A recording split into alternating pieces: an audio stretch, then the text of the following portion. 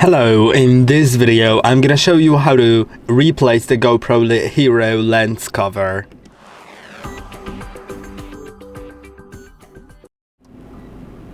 Okay, so you can just undo the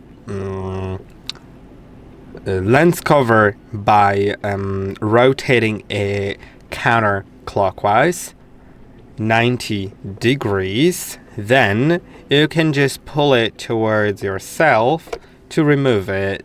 Now you can see that the lens cover was removed. If you'd like to replace it, then take another one.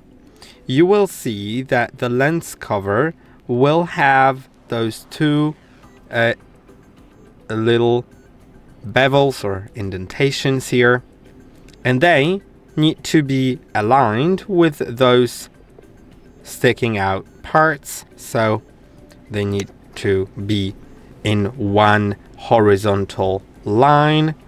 You can just put it on like that, push it in, and rotate it clockwise 90 degrees. And now it's on.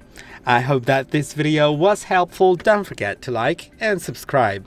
I'll see you in the next one.